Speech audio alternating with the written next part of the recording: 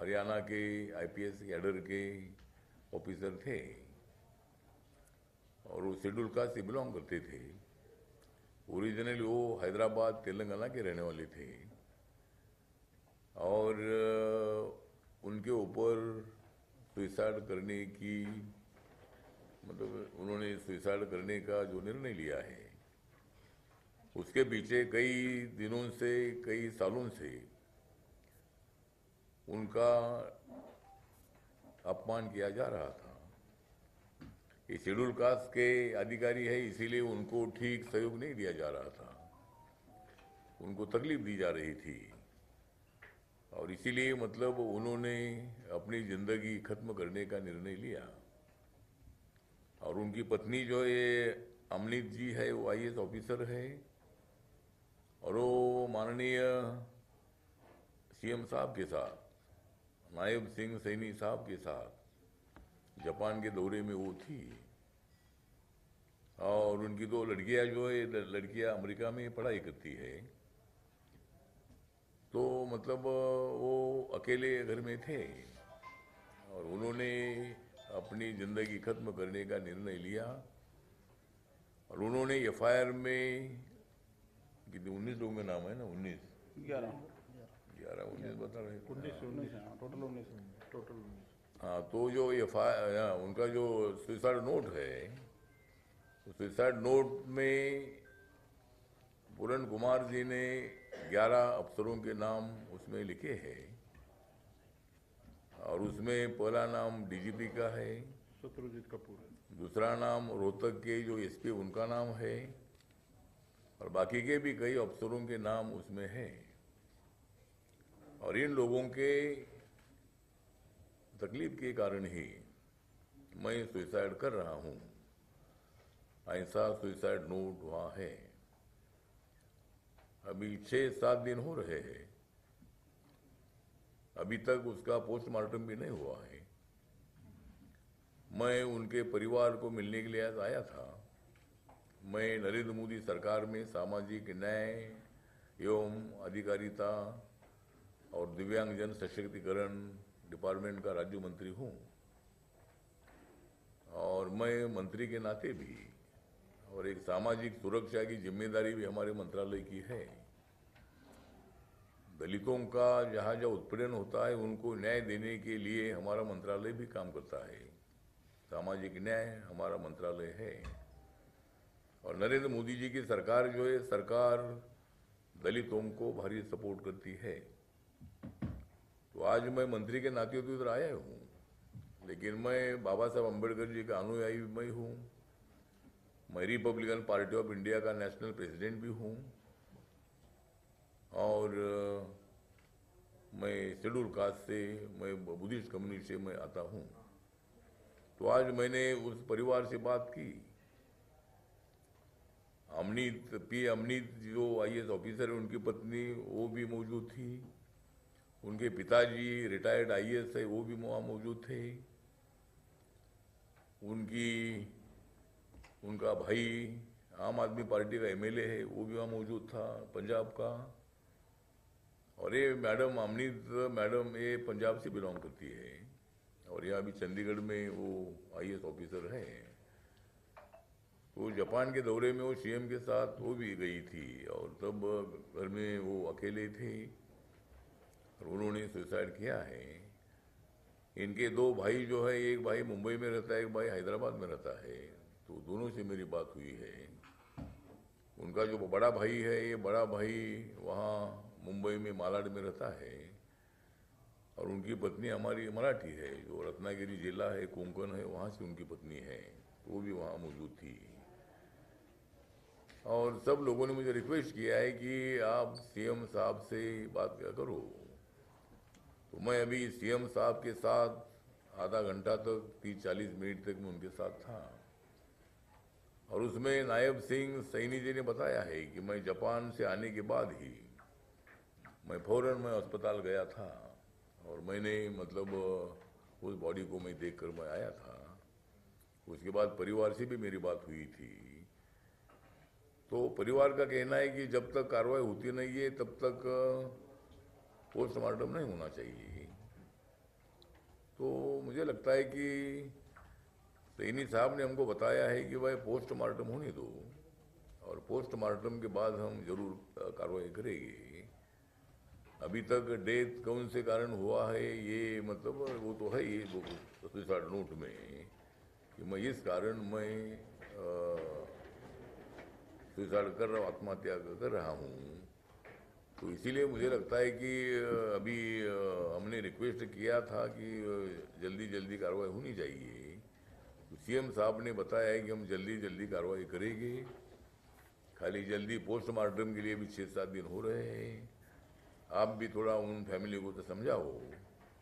और मैं दोबारा 4 बजे मैं उनके घर जाने वाला हूँ, और उनको भी मैं उनके साथ बातचीत करके फिर पोस्टमार्टम जल्दी होता है तो अच्छी बात है। और घटना तो बहुत गंभीर है। देश की आज़ादी को 75 साल पूरे होने के बावजूद भी दलित उत्पीड़न आज भी जारी है।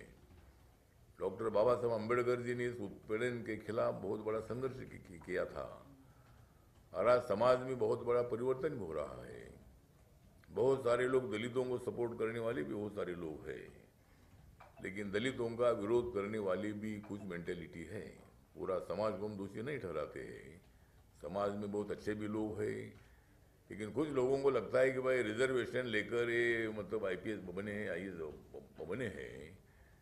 लेकिन मैं उनको बताना चाहता हूं कि आज सरकार ने शेड्यूल कास्ट शेड्यूल ट्राइब को पहले आरक्षण था, बाद में मंडल कमीशन के माध्यम से यूपी सिंह के टाइम पर वो आरक्षण 27% ओबीसी को मिला, और माननीय नरेंद्र मोदी जी की सरकार आने के बाद जो एससी एसटी ओबीसी में जो लोग नहीं है, चाहे वो ब्राह्मण कम्युनिटी के हो, क्षत्रिय कम्युनिटी के हो, या मुस्लिम कम्युनिटी के हो, या हिंदू कम्युनिटी के हो, क्रिश्चियन कम्युनिटी के हो, तो 10% आरक्षण देने का निर्णय मेरे मंत्रालय ने नरेंद्र मोदी साहब के नेतृत्व में हमने इसके पहले हमने लिया है। और आज आरक्षण हर जाति को मिलता है। हर जाति के बच्चों को, लड़का लड़कियों को आईएएस आईपीएस हो, या सरकारी नौकरियां हो, या शिक्षा में रिजर्वेशन मिलता है। तो ठीक बात है, वो तो अलग विषय है, लेकिन सबको अभी आरक्षण मिल रहा है। इसीलिए हम समाज में एकता निर्माण होनी चाहिए। बाबा साहब अम्बेडकर जी भाई क्या भी कहना था कि समाज में समता होनी चाहिए, और इसीलिए मुझे लगता है कि ये घटना बहुत बड़ी दुर्दैवी है। इस घटना से हमारे जैसे लोगों को ठेस पहुंची है। एक आईपीएस बड़े अधिकारी बहुत बड़ा एक्टिव भी था, लेकिन उनको आत्महत्या सुसाइड करने तक उनका मन तैयार हुआ। तो ये आज भी ऐसा उत्पीड़न नहीं होना चाहिए। और सीएम साहब ने हमें बताया है कि भाई मैं पूरी कार्रवाई करने के लिए तैयार हूँ, और पूरी कार्रवाई की जाएगी, लेकिन पहले पोस्टमार्टम होना चाहिए, ऐसा उन्होंने हमको रिक्वेस्ट किया है। तो मैं दोबारा उस फैमिली को मिलने के लिए 4 बजे जाने वाला हूँ, और उनके साथ बात करके इसमें से क्या मार्ग निकलता है, क्योंकि 7 दिन हो रहे, अभी 6-7 दिन हो रहे हैं। लेकिन सीएम साहब ने हमको पूरा आश्वासित किया है कि भाई पूरी कार्रवाई मैं करूँगा, इसको भी मैं नहीं छोड़ूंगा, ऐसा उन्होंने बताया है। तो घटना जो घटी है ये बहुत बड़ी निंदनीय है, और हमारे मंत्रालय के अंतर्गत जो शेड्यूल कास्ट कमीशन है, ये कमीशन भी इसकी पूरी जांच कर रहा है, और इस फैमिली को न्याय मिलना चाहिए। जिन लोगों ने जिस लोगों के कारण पूरन कुमार जी को सुसाइड उन्होंने की है, तो उसमें सब लोगों के नाम है। तो मेरी मांग ये कि भाई माननीय सीएम साहब ने आश्वासन दिया है कि भाई सबके ऊपर कार्रवाई होगी, तो जल्दी कार्रवाई हो, यही हमारी अपेक्षा है। और चीफ जस्टिस पे जूता फेंका, क्या चीफ जस्टिस पे जूता फेंका था, जो आज हमारा ऊपर भी सुरक्षित नहीं है। हाँ, तो जिस तरह अनेक घटनाएं घटती है, जिस तरह आप लोगों ने आपको मालूम है कि भाई भूषण गवई जी जो चीफ जस्टिस ऑफ इंडिया है, बालकृष्णन जी एक साउथ इंडिया के पहले कई साल पहले मुझे मालूम नहीं, लेकिन शेड्यूल कास्ट से चीफ जस्टिस ऑफ इंडिया वो बने थे। उसके बाद 20-25-30 साल के बाद अभी भूषण गवई जी को मौका मिला था। और कुछ ऐसी मेंटेलिटी है कि भाई उनको ये मन में मान्यता करने के लिए तैयार नहीं है। भाई शेड्यूल कास्ट का आदमी कैसा चीफ जस्टिस बन सकता है? तो बाबा साहब ने जो संविधान दिया है, ये संविधान सबके लिए है, सबके लिए है। और जो मेरा आरोप ये है कि भाई आज तक चीफ जस्टिस ऑफ इंडिया पर कभी भी इसी तरह हमला हुआ नहीं, जूता फेंक कर उनके ऊपर हमला हुआ है। और वो व्यक्ति बोलता है कि भाई मुझे संविधान मंजूर नहीं है। तो जो व्यक्ति इसी तरह का अपने देश में विचारधारा अलग अलग है, हर एक को अपना धर्म है, अपनी जात भी है, लेकिन आर्टिकल 17 के मुताबिक, संविधान के आर्टिकल 17 के मुताबिक कास्टिज्म खत्म करने का कानून बना है। मतलब वैसा कानून से कास्टिज्म अपने देश में नहीं है, लेकिन आज भी समाज में कास्टिज्म कुछ हद तक है। आज इंटरकास्ट मैरिज की संख्या बढ़ रही है और कम से कम 2.5-3 लाख इंटरकास्ट मैरिज हर साल में होते हैं, वो मेरे मंत्रालय में दिखता है। तो समाज में एकता भी पैदा हो रही है। दलितों को सपोर्ट करने वाले लोग भी बहुत सारे आगे आ रहे हैं, लेकिन उनका विरोध करने वाले भी कुछ लोगों की मेंटेलिटी है। तो मुझे लगता है कि ये घटना बहुत बड़ी गंभीर है। और जिस तरह भूषण गगोई पर जो हमला हुआ है, तो जिन आदमी ने, जिन एडवोकेट ने हमला किया है, उनके ऊपर एट्रोसिटी एक्ट के अंतर्गत केस दर्ज करनी चाहिए। और संविधान मंजूर नहीं है ऐसा अगर वो बोलते हैं तो उनके ऊपर राष्ट्रद्रोह का गुनाह भी लगाना चाहिए। और जिनको संविधान मंजूर नहीं है उनको देश में रहने का अधिकार नहीं है। संविधान हर एक को मंजूर होना ही चाहिए। संविधान ने हर धर्म के लोगों को आज़ादी दी है, अपना अपना धर्म की रक्षा करो, लेकिन एक धर्म के लोगों ने दूसरे धर्म की निंदा मत करो, सभी एक साथ रहो, समानता रखो, ये संविधान का मुख्य उद्देश्य है। और इसीलिए मुझे लगता है कि भूषण गगोई का भी इंसिडेंट ऐसा हुआ है। ऐसे कई इंसिडेंट अनेक जगह पर होते हैं। मेरे पास जिस तरह एससी का कमीशन है, वहाँ रोज़ सैकड़ों केसेस उधर आती है। और जो IAS है, IPS है, IRS है, IFS है, या क्लास 2 के अधिकारी है, क्लास 3 के क्लिनिकल स्टाफ है, तो ऐसे कई लोगों पर अन्यायी घटनाएं घटती है और वो लोग एससी कमीशन में आते हैं। तो आज भी मतलब डिस्क्रिमिनेशन आज हो रहा है। तो मुझे लगता है कि पूरण कुमार जी का जल्दी जल्दी अंत्य संस्कार होना चाहिए, लेकिन कार्रवाई का आश्वासन सीएम ने दे दिया है। उन्होंने मुझे मैसेज दिया है कि भाई आप उनको तो समझाओ, उनकी पत्नी को, और मैं कार्रवाई करने के लिए यहाँ पर बैठा हूँ और मैं पूरी कड़ी कार्रवाई करूँगा। सर, पहली मुलाकात जो थी, आज जो आपने मुलाकात की है, वो कैसी रही? क्या रुख था परिवार का? क्या आपको लगता है कि थोड़ा कुछ नरमाई आई है और दूसरी बार आप मुलाकात करेंगे तो आपको लगता है कि वो मान जाएंगे? क्या उम्मीद कर रहे हैं आप? कैसा आज उनका रुख था? नहीं, मुझे लगता है कि अभी जब मैं उनको मिला था तब सभी लोगों का, फैमिली का ही कहना था कि कार्रवाई होनी चाहिए। और फिर मैंने उनको बताया था कि मैं सीएम साहब से बात करूँगा। तो मैं वहाँ से आते आते सीएम साहब का मैसेज आया कि आप हमारी कुटी पर आइए। और मैं सीएम साहब के साथ आधा घंटा तक था वहाँ, कई ऑफिसर भी उनके थे। तो बातचीत हुई है। तो सीएम साहब ने मुझे बताया कि भाई थोड़ा मैं पोस्टमार्टम के लिए अगर वो तैयार होते हैं तो मैं भी पोस्टमार्टम के लिए वहाँ जाऊँगा और पोस्टमार्टम के बाद कार्रवाई होगी, ऐसा उन्होंने बताया है। तो मैं अभी उनके फैमिली को मिलने के लिए जा रहा हूँ। तो कोई ना कोई तो ये जो उसमें मार्ग निकलने की आवश्यकता है। लेकिन मेरी भी मांग ये है कि भाई ये ऑफिसर लोगों को कार्रवाई होनी चाहिए, कठोर कार्रवाई होनी चाहिए, ऐसा हमारा कहना है। सर, ये बताइए कि मुख्यमंत्री ने डीजीपी पर किस तरीके की कार्रवाई का भरोसा दिया, क्योंकि परिवार ये कह रहा है कि उस पर किया जाना चाहिए था। अभी कार्रवाई जो आत्महत्या को प्रवृत्त करने के लिए डीजीपी, एसपी रोहतक और जो बाकी के नाम है, तो उनके ऊपर वही आर्टिकल में कार्रवाई होगी कि आत्महत्या के लिए प्रवृत्त जिन्होंने किया है, तो ऐसे लोगों पर कार्रवाई होगी। और बाद में उनके ऊपर ये कार्रवाई होने के बाद उनको फौरन सस्पेंड भी करना चाहिए। जब उनके ऊपर FIR जब अभी लगेगी तो उनको सस्पेंड न करना चाहिए। लेकिन हमने मुख्यमंत्री जी को रिक्वेस्ट किया है कि भाई आप जल्दी तो थोड़ा निर्णय सस्पेंड का लीजिए। उन्होंने बताया कि भाई मैं सस्पेंड करूँगा, लेकिन पहला ये पोस्टमार्टम होने दो, तो उसके बाद मैं निर्णय ले लूँगा, ऐसा उन्होंने बताया है। पोस्टमार्टम के बाद सस्पेंड करेंगे ये बोल रहे हैं मुख्यमंत्री ने। नहीं, मुख्यमंत्री जी ने बताया कि भाई थोड़ा पोस्टमार्टम होने दो, मतलब पोस्टमार्टम जब तक होता नहीं है तब तक मतलब तो उनका टेक्निकल का कहना है कि, लेकिन हमारा भी आग्रह था कि भाई पहले उनको सस्पेंड करो, फिर वो फैमिली मान जाएगी। तो उन्होंने बताया कि भाई आप ही थोड़ा सा उन फैमिली को समझाओ, और आज ही अगर पोस्टमार्टम होता है तो इसके बाद मैं फौरन कार्रवाई करूँगा, ऐसा सीएम साहब ने बताया है। सर आप क्या मानते हैं, पर्सनली आप क्या मानते हैं कि पहले कार्रवाई होनी चाहिए उसके बाद पोस्टमार्टम हो, जैसे फैमिली बोल रही है सस्पेंशन होनी चाहिए डीजीपी की या बाकी ऑफिसर्स की? But sir as per SC/ST act नहीं, ऐसा है कि SC/ST एक्ट जो है वो तो है ही, लेकिन अभी उनका थोड़ा टेक्निकल कहना है कि भाई वो थोड़ा जो उन्होंने सुसाइड में तो लिखा है कि भाई मैं इस कारण आत्महत्या कर रहा हूँ, ये लोग इसके लिए जिम्मेदार है और उनके ऊपर कड़ी कार्रवाई होनी चाहिए, ऐसा सुसाइड नोट में है।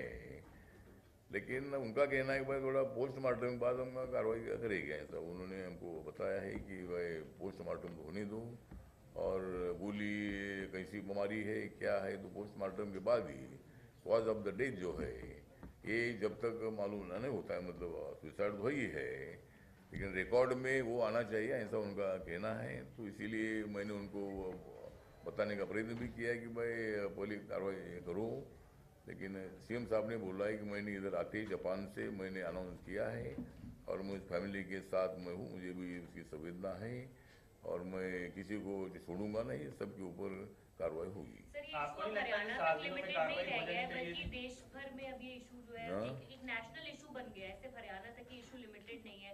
बिहार में भी इलेक्शंस है, वहाँ पर भी जो लीडर्स हैं अलग दूसरी पार्टीज के भी, उनके भी इसको लेकर बयान सामने आ रहे हैं और बीजेपी सरकार को इस मामले में घेर रहे हैं वो लोग।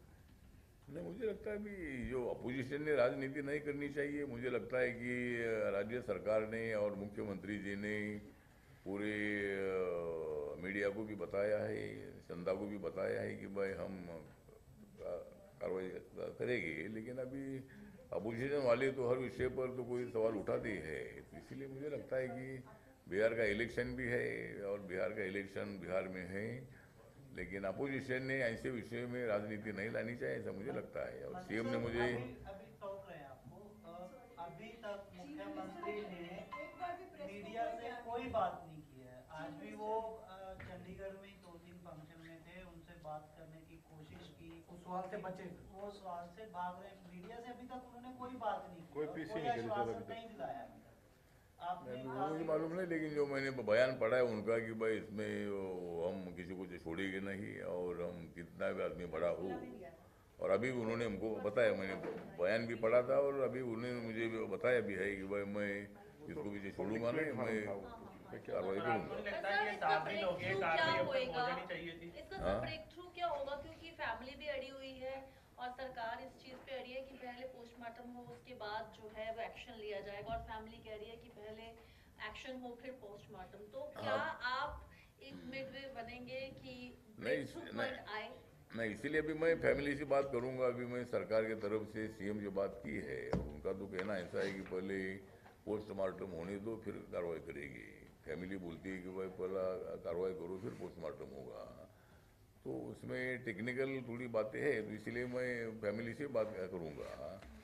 और पोस्टमार्टम होने के बाद फौरन कार्रवाई करने का आश्वासन मुख्यमंत्री जी ने हमको तो दिया है, तो उनको भी अगर देते हैं तो मैं उनसे बात क्या करूंगा, क्योंकि इतने दिन अभी बॉडी रखना ठीक नहीं है। हमने कई जगह पर ऐसे मर्डर भी हुए हैं दलित समाज के, और 1-2 दिन 3 दिन ऐसी बॉडी रखी हुई है। सर हिसार वाले तो मामले में, मुझे लगता है क्या हिसार में जो हत्याकांड हुआ था एक गणेश का, उसमें भी ऐसी लिपापोती की गई। नहीं, ठीक है, ऐसे अनेक जगह पर मतलब इंसिडेंट जो होते हैं, तो अभी इसमें जो कोई ना कोई तो मार्ग निकलना चाहिए, और मुझे लगता है कि मार्ग निकल जाएगा, ऐसा मुझे लगता है। उनके आज बाद खुद परिवार एक वालों को सीनियर बता दो कि आईएएस आप- ऑफिसर आपका है, तो मानना- इन टेक्निकल सर पॉइंट्स इसमें को ना तो वो भी जानती अभी सारी होंगी, बातें तकरीबन हो ही गई आप, हाँ? वो भी तो जानकारी होगी तकरीबन इस सारा बारे तो में। आपने दे ही दिया इनको। सर वाइफ खुद एक सीनियर आईएएस ऑफिसर हैं, तो जो टेक्निकल पॉइंट्स की आप बात कर रहे हैं उनको भी इस बारे में जानकारी होगी। किसको? जो लीगल टेक्निकल जो पॉइंट्स की आप पूरन बात जी कर की रहे जो हैं, वाइफ सीनियर हैं। आईएएस ऑफिसर है, उनको भी इस बारे में पता ही होगा। नहीं, पता होगा उनको भी, लेकिन उनका भी कहना है कि भाई कार्रवाई होनी चाहिए। अभी मैं उनके घर में आधा घंटा 40 मिनट तक मैं था, और पूरा परिवार मुझे मिला, मतलब वो मैडम अपनी जो अमनीत जी है, जो IAS ऑफिसर है, वो भी थी, तो मैंने नाम बताया आपको, सब उसमें थे। तो सबने मुझे रिक्वेस्ट की थी कि भाई आप CM से मिलकर थोड़ा जल्दी कार्रवाई करने के लिए बोलो, और हमने आग्रह भी किया था कि भाई पहले सस्पेंड करो DG और SP को। तो उनका कहना यह है कि भाई अगर पोस्टमार्टम रिपोर्ट आई नहीं है तो अगर ऐसा हम करेंगे तो फिर कोर्ट बोलेगा कि अभी तक पोस्टमार्टम रिपोर्ट आई नहीं और आपने इनके को सस्पेंड का कैसा किया, ऐसा उनका कहना था। उनका जो लीगल वहाँ चीफ सेक्रेटरी भी थे, एक IG भी थे, उनका भी कहना ऐसा था कि भाई पहला पोस्टमार्टम होने दो, नहीं तो हम अभी सस्पेंड करेंगे तो फिर वो कोर्ट में जाएंगे कि और उसमें एकदम राहत मिलेगी वहाँ। तो इसीलिए हम उनको ज़्यादा कठोर सज़ा देना चाहते हैं, ऐसा उन्होंने बोला है। तो मैं अभी देखता हूँ फैमिली से बात करके, और इसमें जो मार्ग जल्दी निकलना चाहिए, ऐसा मुझे लगता है। इसमें हम कर देंगे इसको और ब्रीफ सर, इसमें मैं रवि कर देंगे इनको ब्रीफ, अब आराम कर लो। और हमारी जो रवि कुंडली जो हमारे हरियाणा के अध्यक्ष हैं, और हमारे संदीप वाल्मीकि जी है, ये लगातार 6 दिनों से इधर है और फैमिली के संपर्क में भी है। और कल जो हमारी दलित समाज की पंचायत भी हुई थी, उसमें हजारों लोग उसमें सम्मिलित हुए थे। तो लोगों में भावना ऐसी है कि उत्पीड़न जगह जगह पर होता है, और ये बड़े ऑफिसर को आत्महत्या करने तक प्रवृत्त करना बहुत बड़ा सीरियस बात है। और इसीलिए सबका कहना है कि भाई वो कार्रवाई होनी चाहिए, तो इसमें कोई मार्ग निकलना चाहिए, ऐसा मुझे लगता है। परिवार को मनाने आप जा रहे हैं, लेकिन इसमें एक 31 सदस्य जो कमेटी है वो बनाई गई है, जो सारे फैसले ले रही है परिवार की सहमति से, क्या उससे भी बातचीत करेंगे आप? मैं कमेटी में हूँ, मैं कमेटी का मेंबर हूँ, कमेटी में है और एडवोकेट हैं।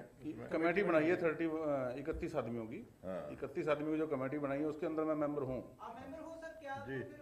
जी, अभी क्या था, कल हमारे सभी संगठनों के लोग इकट्ठे हुए थे गुरु रविदास मंदिर में, सेक्टर 20।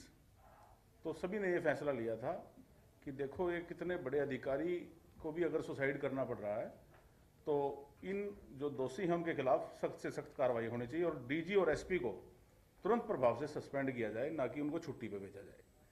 छुट्टी पे कोई छोटा खेल नहीं है, ये छुट्टी पे भेजना तो एक आम बात है ये। उसके बाद फिर एक कमेटी ने फैसला लिया था कि 48 घंटे के अंदर अगर ये मांगे नहीं मानी जाती तो हरियाणा क्या पूरा भारत जाम करने का काम करेगा दलित संगठन। ये कमेटी का फैसला है। लेकिन अठावले साहब जो कह रहे हैं कि पोस्टमार्टम हो जाना चाहिए, नहीं, अठावले साहब नहीं, ये अठावले साहब ये नहीं कह रहे, मंत्री जी ऐसे नहीं कह रहे। मंत्री जी अभी माननीय मुख्यमंत्री, ज़्यादा चलो बता देता हूँ, माननीय पंचायत हुई थी, बोलो क्या बोलते इशू को लेकर के क्या सरकारी प्रेस है इसमें क्योंकि गवर्नमेंट भी अड़ा हुआ है और फैमिली भी अड़ा हुआ है, क्या बोले लेकर के क्या प्रधानमंत्री से मिलेंगे? ये कह रहे हैं सर, जो ये इशू है इसमें फैमिली भी अड़ी हुई है कि पहले सस्पेंड हो, FIR में नाम हो और अपोजिशन ठीक है, लेकिन अभी इसमें टेक्निकल भी थोड़ा देखने की आवश्यकता है। मैं समाज के साथ तो हुई हूँ, लेकिन प्रशासन भी जो है उनके भी कोई अगर डिफिकल्टी होगी उसके तरफ भी ध्यान देने की आवश्यकता है। तो इसीलिए मुझे लगता है कि ये विषय वैसा राज्य सरकार का विषय है, होम मिनिस्ट्री CM साहब के पास है, और कार्रवाई करने का पूरा अधिकार CM साहब को है। और मुझे उन्होंने बहुत बार उन्होंने बताया है कि भाई कार्रवाई जरूर होगी, लेकिन पोस्टमार्टम के लिए थोड़ा उनको तैयार